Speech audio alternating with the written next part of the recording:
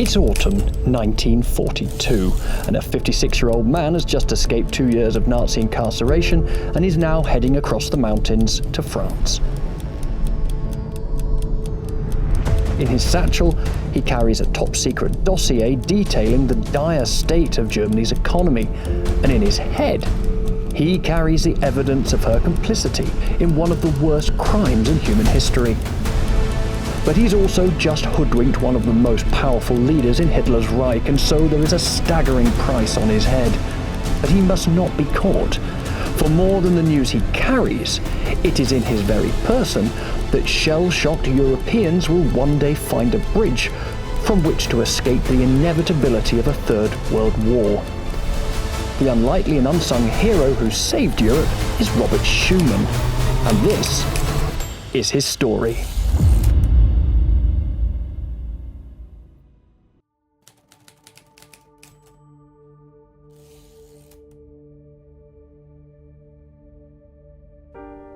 In this final episode, I will be travelling to 5 European countries exploring 3 things. Firstly, the often bloody birth pangs of the long march of European integration. Secondly, why Britain always appeared as an uneasy fit within the project as a whole. And thirdly, whether the project itself has departed from the intentions of its founders. But first, a little history. This German city was once the epicentre of the European Union, and that was 1200 years ago. We are now in the city of Aachen, that was, for 30 years around Charlemagne's time, the place he spent his winters, Aix-la-Chapelle. Of course, massive in the memories of, course, many Germans is 31 Holy Roman Emperors were crowned here in Aachen. It was just called the Palatine Chapel, and I've been dying to see it for years. Charlemagne, having been to Italy, saw a chapel like it in Ravenna. It's not quite as grand as the one in Ravenna, but still, it's going to be a real treat to see it. It is just so strange, so weird to think I'm touching an iron door from 800. 800! Charlemagne touched those doors after his trip to Rome, where, supposedly without his knowledge, the Pope made him Holy Roman Emperor. Another thing struck me, and we talk about the transfer of culture, the spread of cultural ideas. Charlemagne's idea for this whole place was from Ravenna, from Theodoric. Theodoric had grown up in Constantinople under Justinian's patronage and became like an arm for Justinian. And when we see the mosaics the way they are, and the rich lapis lazuli and this octagonal structure, what we're seeing is a transfer of Byzantium to Ravenna in northern Italy, and then at one jump, boom, transplanted here like a spaceship in the north. People did not build like this up here.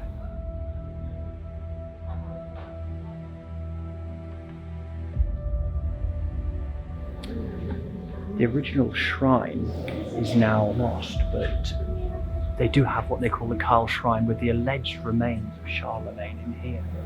Also, there is this 11th century pulpit, which is an extraordinary piece of metal work.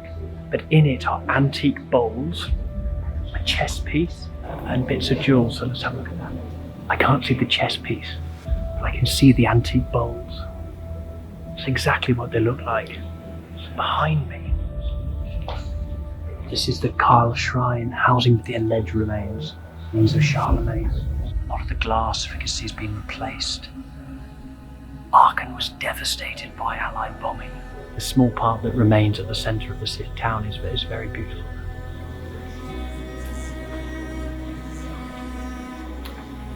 In all 50 of his campaigns, Charlemagne was successful, apart from one against the Basques. That was where Roland died.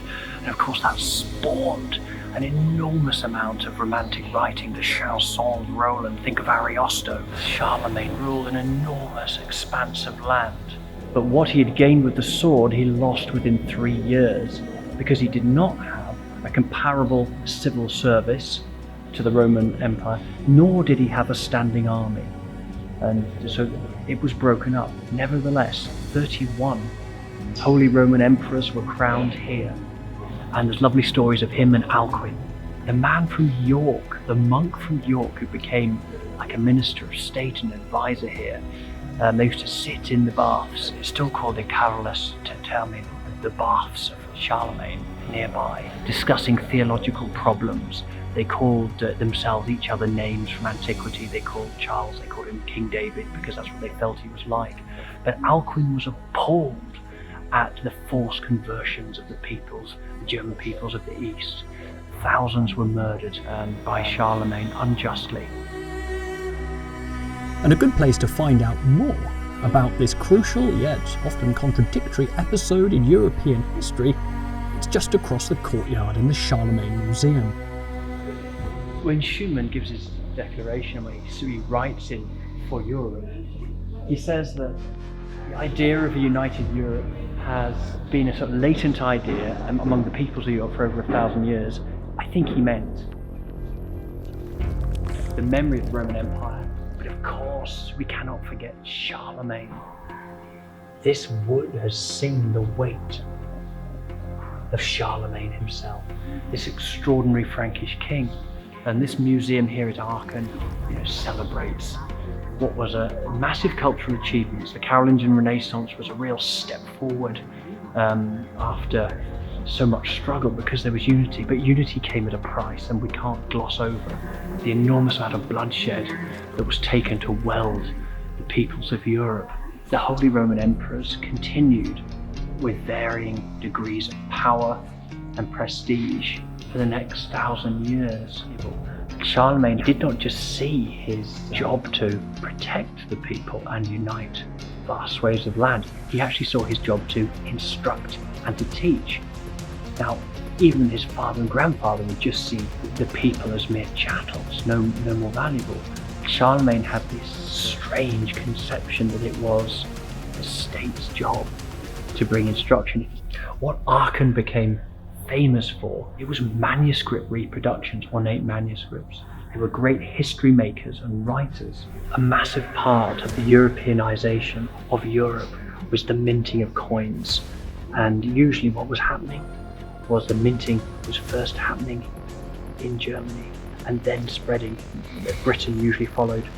I can look at these here. This has a portrait of Charles. Look how he sees himself, Carolus, and on the back of the coin is a cross. The minting of coins bound Europeans together, and it freed up trade. You could rely on coinage, and then you could then do transactions. Come look at these. Along with trade and the minting of standard coinage, a common European identity also arose with the propagation of charters. And then, of course, those transnational networks of monastic and Christian military orders. There were great points of light, like the flowering of the universities, and then darker episodes too, like the Crusades, and the strategic alliances against various military threats from the East. But through it all, and with the endless turf wars between what belonged to Caesar and what belonged to God, a common European identity slowly began to emerge. We'll explore the latest chapter in that saga as it reaches an epochal moment in Rome in 1957. But before we do, Aachen has one more claim to our attention.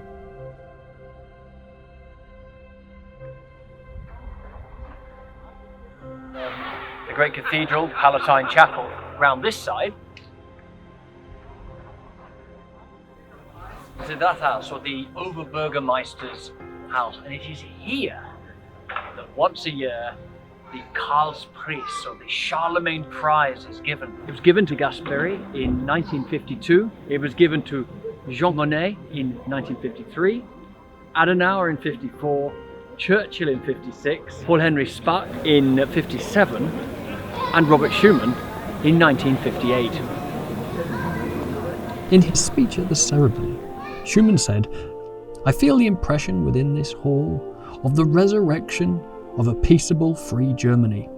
I am convinced that the central problem in our strivings for Europe has admittedly been between Germany and France, and that there could not have been a solution for Europe as long as this problem was not solved.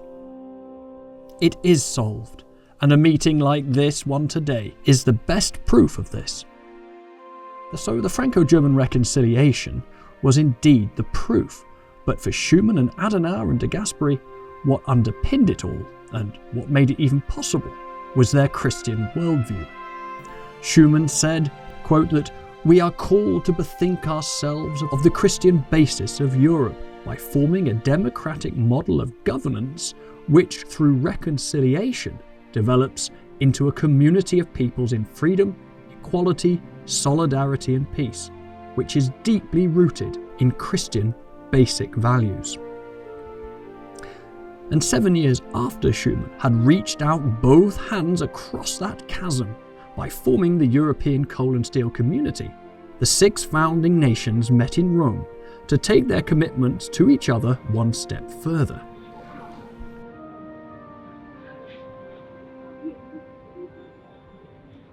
March 1957. The Big 6 gather here, up at the Capitol in Rome, and this is the place where the Romans used to come and give thanks to Jupiter for their victories. And here, giving thanks, ratifying the EEC and Euratom treaties in 1957, the Big 6 nations, the legions who have suffered so much during the wars, going to make sure that that never happens again. And they meet here to sign these treaties. They go over some things in the morning and make some last minute adjustments. The treaty comes to 158 pages, and they break for lunch. They go up to San Lorenzo, where Gasperi, his coffin is waiting, because he's waiting to be interred. This courageous and far-sighted statesman, who was not featured much in this documentary series, undoubtedly saved his nation from itself and from communism, and was an essential and miraculous link in the post-war reconciliation. At the news of his death, the Belgian Prime Minister, Paul-Henri Spaak, broke down and wept inconsolably, while the Luxembourg Prime Minister, Joseph Beck, tried to comfort him. Adenauer, often amused by the heated speeches of this passionate Italian, said that he had spent one of the happiest moments of his life walking, arm in arm with de Gasperi, in the Piazza del Popolo in Rome. But on this day, it is his courageous wife Francesca and his daughters who would precede the politicians and world leaders. Although vindicated now, they had paid a heavy price for their stance against fascism. They were the first to lay their flowers on the grave before the heads of state, who, after the interment, all returned to the capital for the signing of the treaty. At 6 p.m, speeches were given to a large crowd who have gathered in the rain under the statue of Marcus Aurelius. You can just see him there. The treaties are signed at 6:50, the bell is rang, and the crowds that were behind me, the crowds there give a massive shout.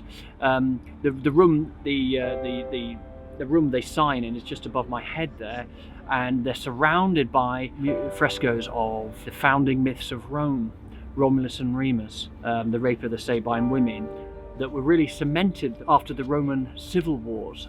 How strange then, after the great civil wars of World War I and World War II, Europeans came together here and they made war between themselves unthinkable by the ceding of just a small part of national sovereignty through economic integration.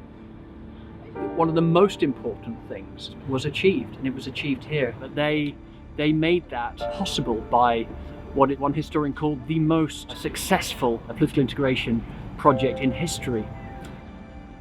That's interesting that the French Foreign Minister, Christian Pinault, said this. He adds a note of caution. Look, what about the British, he said. Without them, I quote, the construction will be incomplete. Now this clearly shows an expectation from early on that we were a vital component of this, even if Churchill did not think we were. And later that summer I visited 2 of Churchill's homes with a view of understanding his nuanced view on Britain and federal Europe. And as I went, I recalled with some disquiet the words from the Treaty of Rome which pledged those signatories, and those who would join them like Britain, toward an ever closer union, without putting a limit on the scale or political nature of that integration.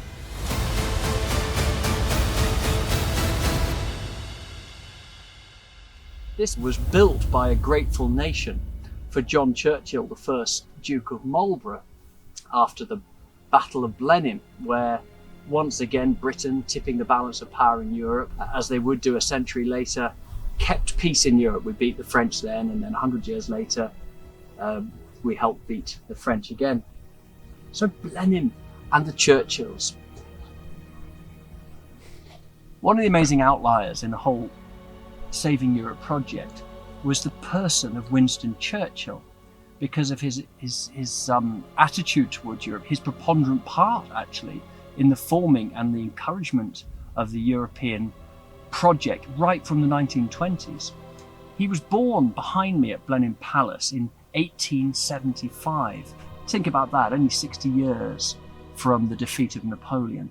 He is, by the time he's 26, he is still living in Queen Victoria's reign. He said to a friend when he was 16 years old that he could foresee a time of terrible, unimaginable wars and conflict. And what he said was that he knew that he would be in a position where he would defend London and the Empire. His friend, de Grasse Evans, who later became an admiral, said to him, "What do you mean you're going to be a general?" And he repeated this, and I'll get it word for word. He says, "I don't know.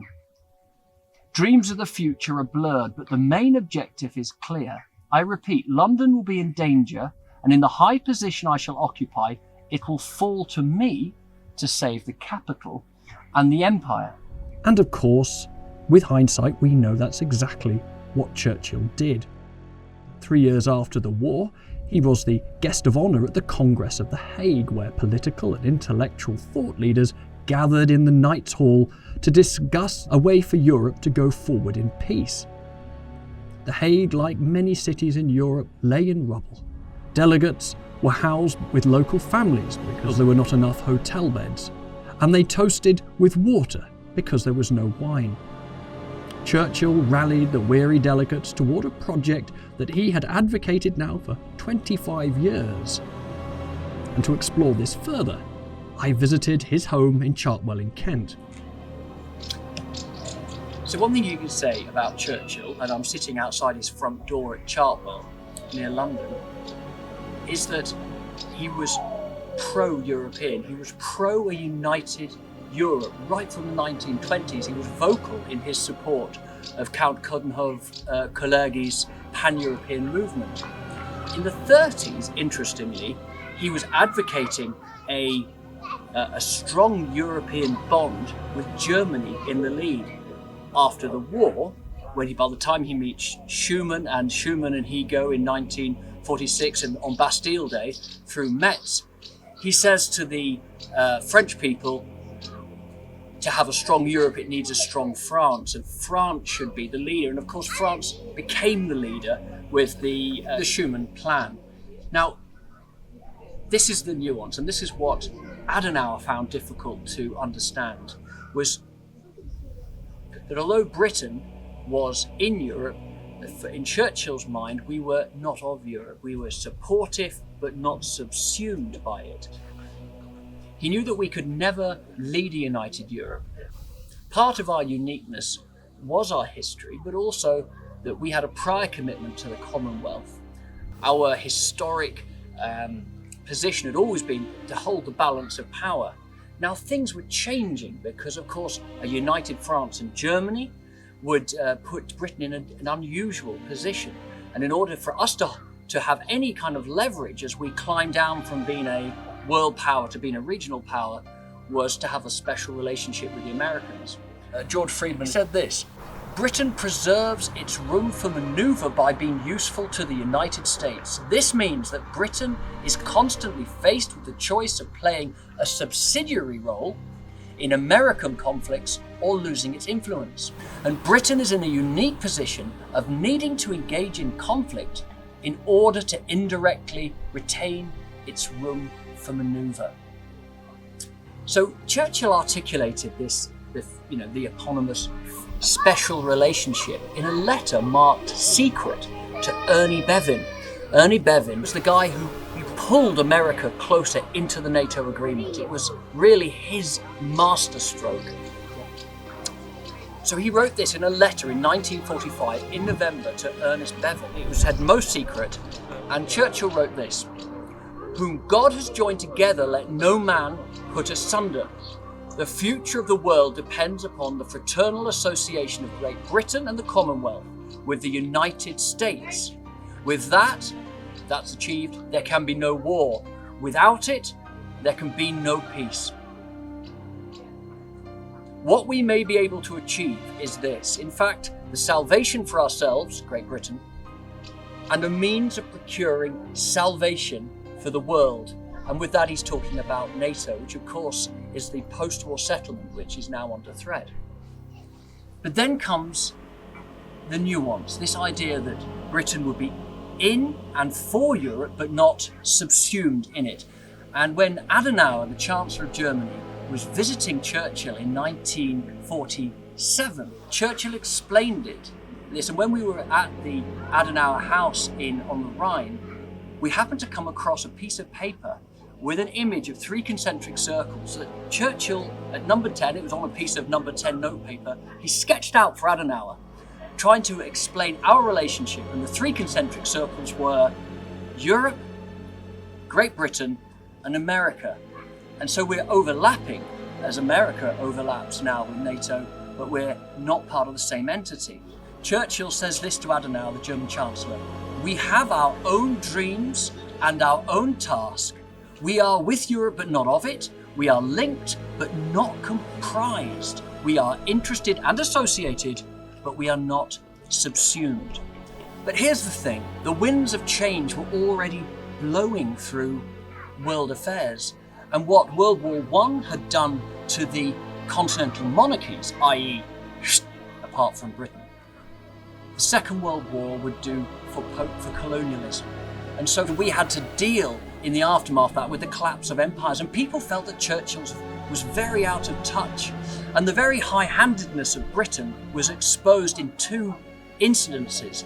Firstly was the Suez Canal crisis, and we flexed our muscles in a global sense, and the Americans didn't come to our aid. In fact, they told us off.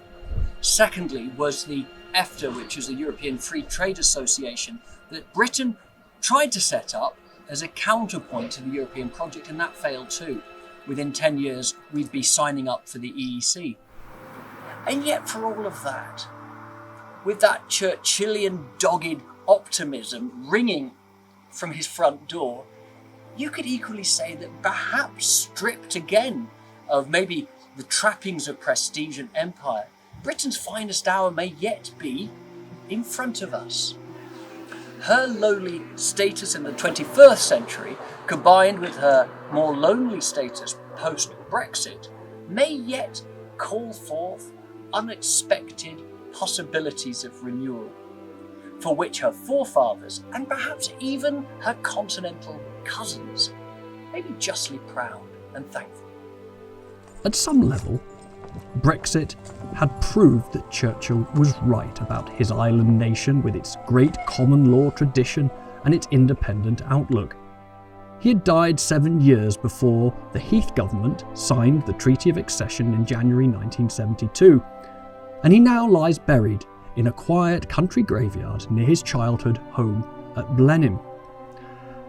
At Maastricht, 20 years after joining the EEC, the implications of the Treaty of Rome's ever closer union phrasing became all too apparent. Many British felt they'd signed up purely for good trade deals, and Heath hadn't quite spelt out the fine print. 20 years after Maastricht, the Brits voted to leave, and so began a protracted and painful divorce. I got a little taste of that when I visited the House of European History in Brussels. The museum's director, Dr. Constance Itzel, gave me a personal tour and spoke of her own experience as an open-hearted and cosmopolitan German. Okay. I like to move countries. I like to learn about new things. I'm very curious, so I love to discover Eastern Europe now because my life journey is very Western European. because we were there was the Iron Curtain. But now now it's great to discover the other part of Europe. And for me, this is great. This is an open learning space, so to say. And I think that's also how people could conceive Europe. It's a space where we can learn from each other. That we are very different, and we do things in different ways. And of course, there's no point in harmonizing everything. Well, perhaps some standards for consumption, some environmental laws. But generally speaking, the lifestyles are very different. But we can learn from each other. We can enrich each other, and that's how we have always done, because we have always met and exchanged and traded. And so I conceive Europe very much as a space for learning and meeting, and it's great if the borders are open, if they can stay open, and if we can move around and meet each other. And there's so much of your own culture that you find back in other places in Europe.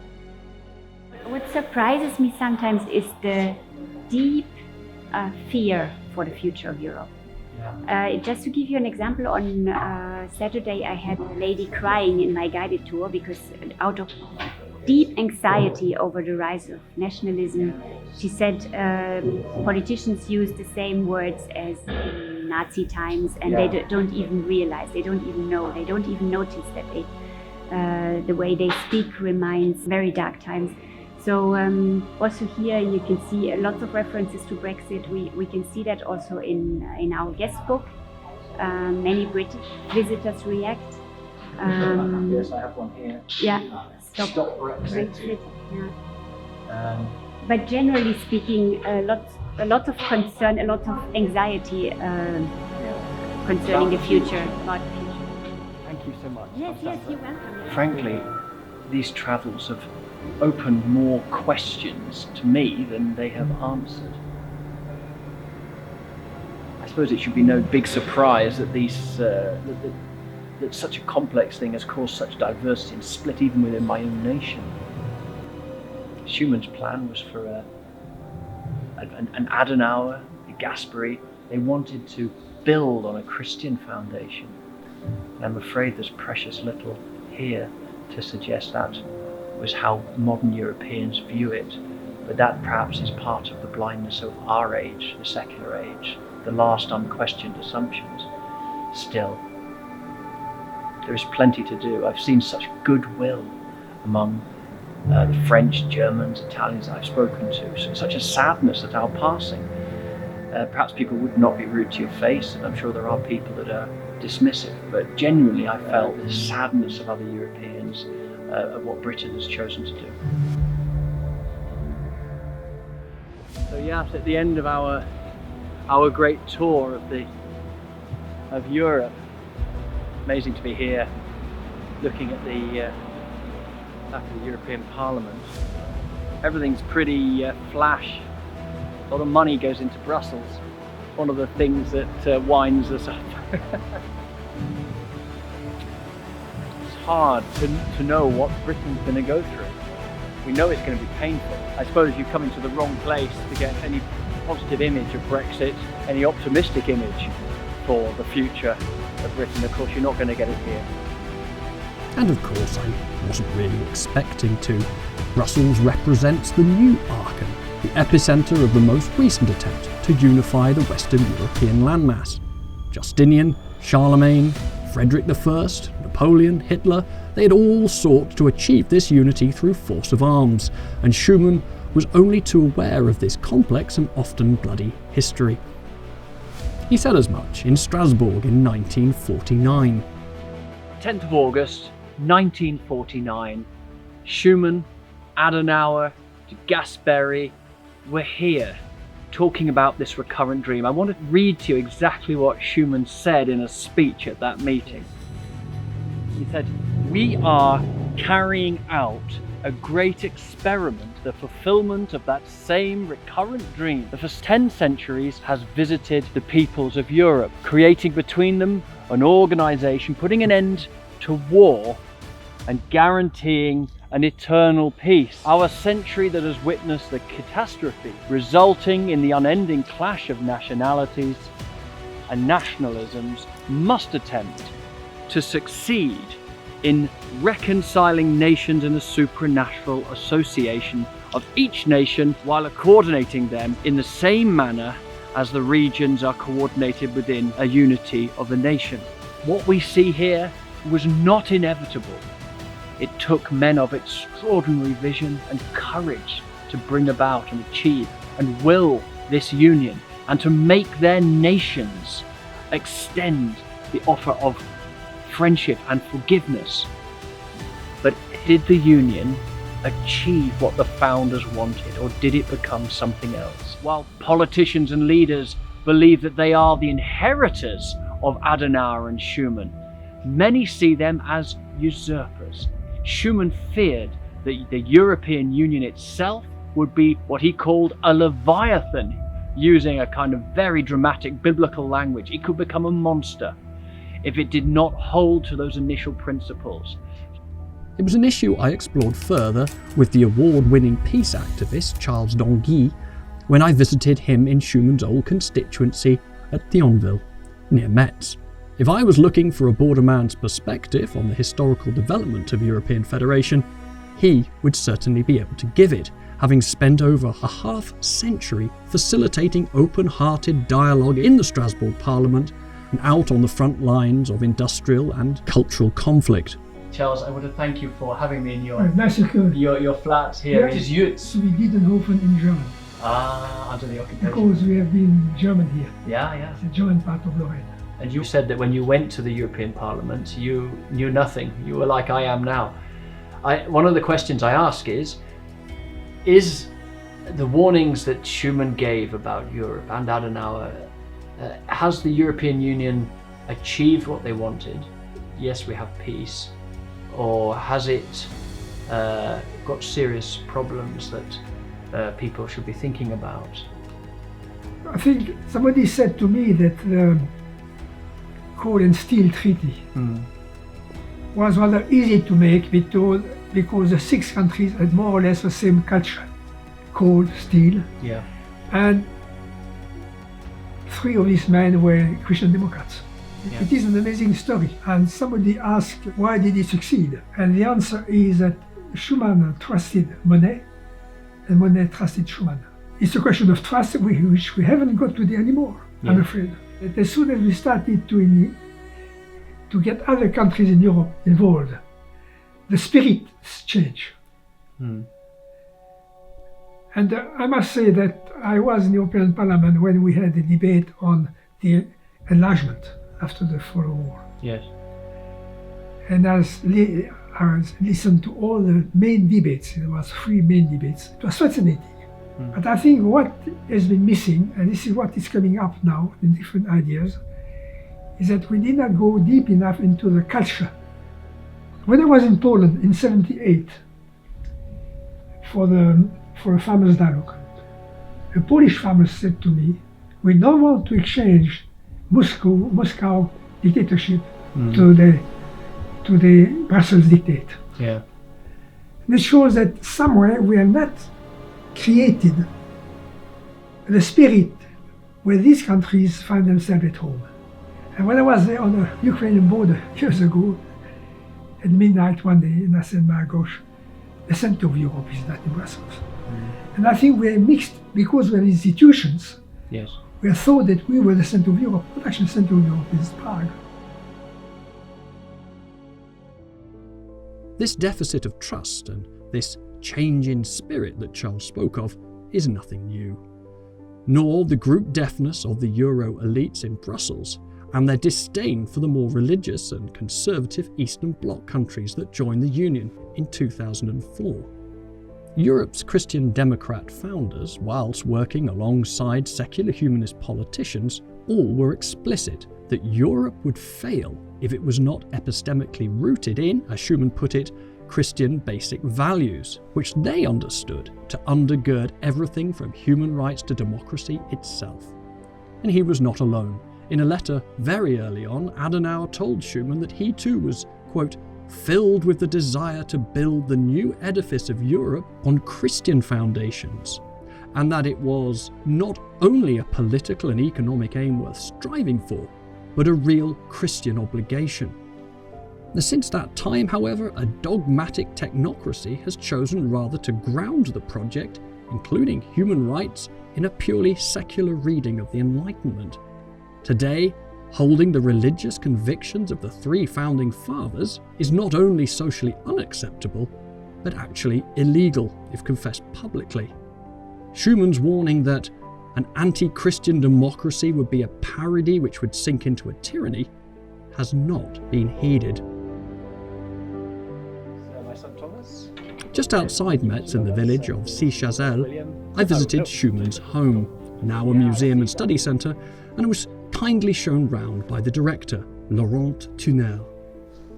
It is a modest 3-bed cottage, piled high with books and memorabilia, and which only has heating because, while Schumann was in solitary confinement under the Nazis, the occupying German soldiers had heating fitted. Schumann's political star rose after the war, becoming Prime Minister of France in 1946 and the first President of the European Parliamentary Assembly in 1958. Here it is a little bathroom, not complete, because Small, that is an understatement. It is to sit, his knees must have touched the taps. In his final years, Schumann succumbed to cerebral arteriosclerosis and was eventually confined to a bed downstairs. Very simple floor, varnished concrete. A bureau. Did he have here. And it was on this table that he wrote his last book. Oh, yes, Paul I have this book, yes. Yeah. And it was in the book written at this very table. He recalls a conversation with his friend Ernest Bevin. He said from one look on Bevin's face, he knew that if Britain ever did join the EEC, it would only stay in it for 50 years. It is a prediction that has proved almost exactly right to the year. After a tour of the house, Laurent took me across the lane to the little fortified church where Schumann was buried on September the 4th, 1963. So 1963, Robert Schumann was laid here in this fortified church, literally just across the road from the house. Seems very symbolic to me that this, is a church. It has an ecclesiastical structure, and yet it is a fortified tower to protect the town. And if you could summarize Schumann's modus operandum, modus vivendi, his teleology, it was to protect people, to protect the Alsace-Lorraine people, to protect those who were being exploited, watched over by the flags of the great nations. Winston Churchill said that we are in Europe, but we British are not of Europe, and he set a difference. We have a different calling.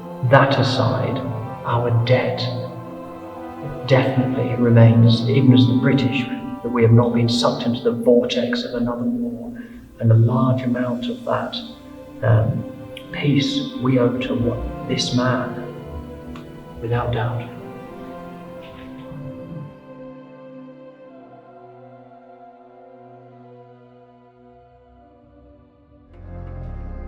In this episode, and indeed on our entire trip through Europe, we had met with a variety of perspectives and examined the lives of undoubted giants. But there was one last place to visit before the ferry home, one last artefact that, for me, would give the final and definitive perspective on the history which I had sought so hard to grapple with throughout my journey. Lovely in the city of Ghent. I wasn't expecting quite so much water. In some ways I prefer it to Bruges, if I might say. We're on our way to see what is acknowledged as one of the great treasures of European art. This painting has had such an interesting history. From very early on it was separated, in the 20th century. During the war, Hitler seized it. It was held in a castle an area that was bombed until they hid it in a salt mine.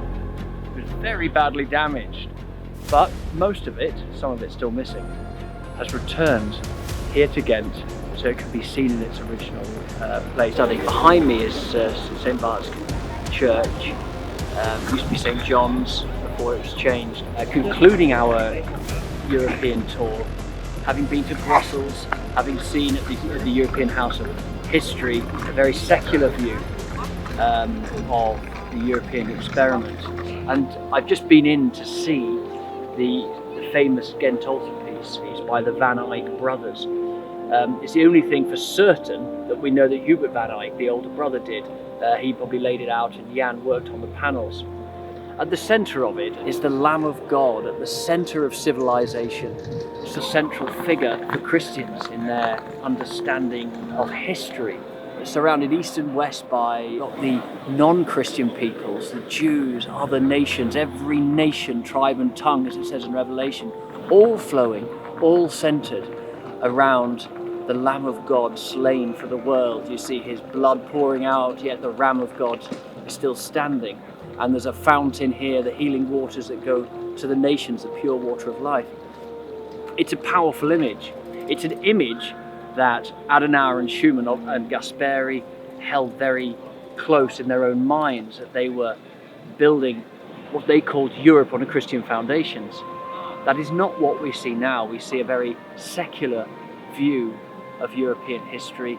And the question is, understanding that one day all history, if the Bible is correct, will flow, that he will come back to rule. And until that time, the challenge is there. What kind of Europe, what kind of world do we want to make for when the Lamb of God returns? And his calling to be people of peace, to be people who protect the poor, to be people who feed the hungry, is like only too clear. I feel very challenged by the founders of the European Union. But now we see more work than ever to do. So we're going to return to England and do some of that.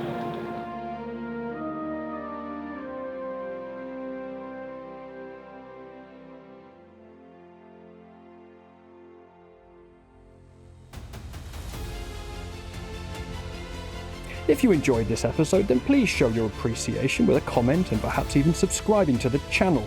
If you have questions, drop them below.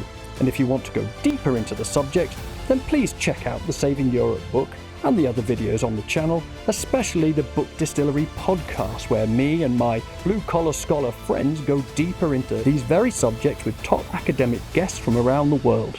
So until next time, thanks for watching.